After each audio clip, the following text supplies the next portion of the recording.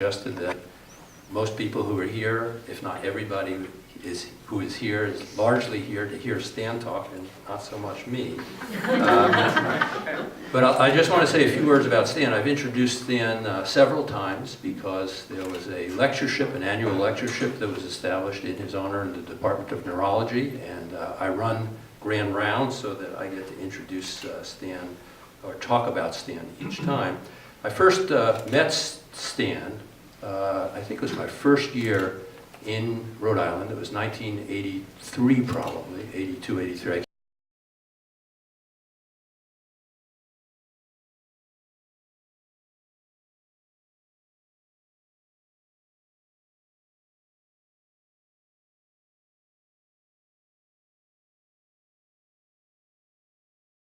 Pathologist, not a neurologist, had been doing the neurology consultations at Brown Student Health Service. And I think that's an indication of Stan's broad interests. After I met Stan and got to know him a little bit and was talking about him with one of his former students, the person, Steve Davis, mentioned, Stan is a true polymath.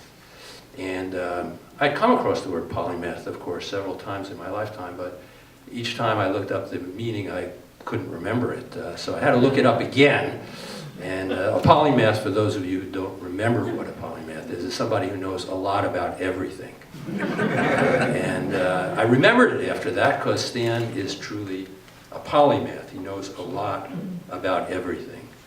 One of the very interesting and actually amazing things about Stan to me is that, as I mentioned in the beginning, that Stan was doing the neurology consults at Student Health Service, is Stan, who is in fact a neuropathologist, had gotten clinical training more or less on his own.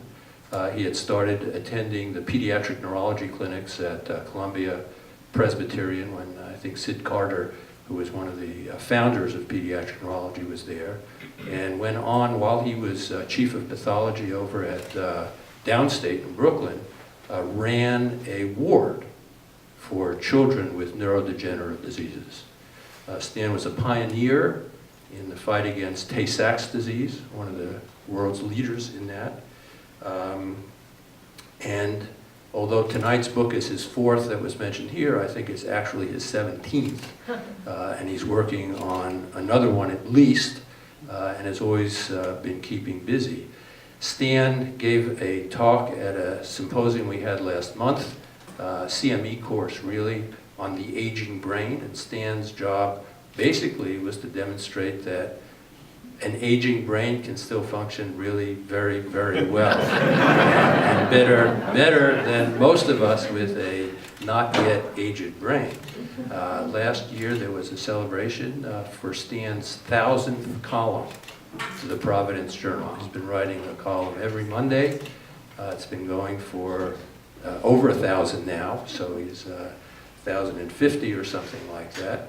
And for those of you who might have seen it this past Monday, it was an extraordinarily erudite dissertation on agnostics, agnosia in neurology, and the Gnostics, if I pronounced that correctly. So it's a pleasure to introduce Stan, who is part of history. So Stan is a connection to history as the founding dean of the medical school in Rhode Island.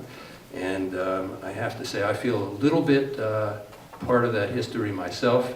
As the president of the Rhode Island Medical Society this year, Nitin Danley was one of my interns and students when I was at Roger Williams Hospital. So it's a pleasure to introduce Stan.